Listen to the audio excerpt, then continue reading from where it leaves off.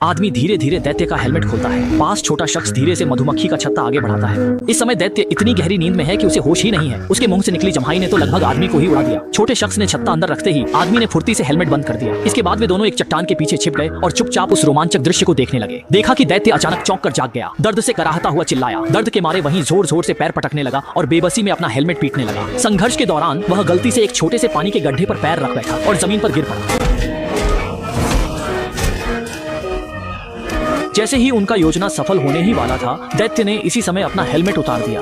क्या उनका योजना विफल हो गया? क्या ऐसा हो सकता है? इसी समय एक मधुमक्खी ने बहुत महत्वपूर्ण भूमिका निभाई। उसने एक बदसूरत चेहरा देखा और सीधे जाकर उस पर डंक मार दिया।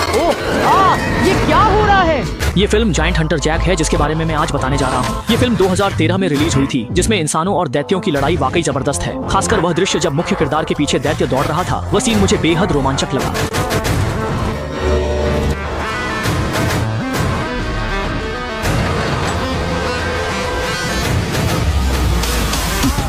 कहानी की शुरुआत एक रात से होती है, जब एक छोटी सी फलियों ने पानी लगने के बाद तेजी से जड़ें फैला लीं। तभी पूरा घास का घर अचानक जोर जोर से हिलने लगा और फर्श के नीचे से भी अजीब आवाजें आने लगी। जैसे ही दोनों वहीं खड़े होकर हैरान रह गए, अगले ही पल जमीन के नीचे से अचानक विशाल बेलें उग आईं, जिन्होंने सीधे घास के घर को छेद डाला।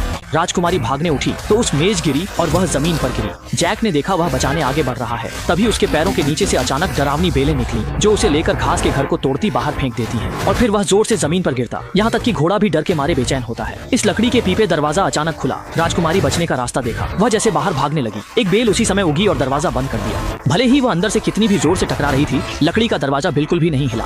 जैक ने यह देखा तो तुरंत कुल्हाड़ी उठा ली। वह बेलों को काटकर राजकुमारी को बचाना चाहता था, लेकिन इस समय तक घास का घर बेलों द्वारा जड़ से उखाड़ लिया गया था और धीरे धीरे आसमान की ओर उठने लगा। ऐन वक्त पर जैक समय रहते कूदकर ऊपर चढ़ गया और किनारे को पकड़ लिया। देखते ही देखते बेलों की तेज बढ़त के कारण घास का घर पलक झपकते ही 10,000 मीटर ऊंचाई तक पहुंच गया। ऊपर चढ़ते ही जैक ने तुरंत कुल्हाड़ी से बेलों पर जोर जोर से वार करना शुरू कर दिया। अपनी जबरदस्त ताकत के बल पर आखिरकार उसने विशाल बेल को काट ही डाला।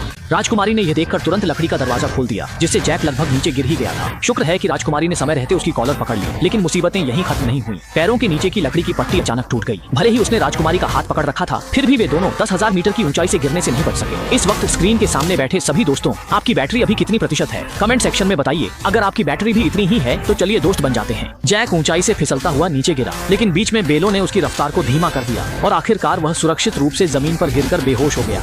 लेकिन राजकुमारी की किस्मत इतनी अच्छी नहीं थी, बेलें उसे बादलों के दूसरी ओर ले गईं। सुबह जैक अचानक नींद से चौंक कर जाग गया और उसने देखा कि एक आदमी उससे सवाल कर रहा है। ध्यान से देखने पर पता चला कि वह बूढ़ा राजा है, जो राजकुमारी को ढूंढने आया है। जैक यह सुनकर बुरी तरह डर गया और मजबूरी में उसने पूरी घटना बूढ़े राजा को बता दी। लेकिन बूढ़े राजा के मन में अब भी उसके लिए संदेह बना रहा। जैसे ही उसने जैक को गिलोटिन पर भेजने का आदेश दिया,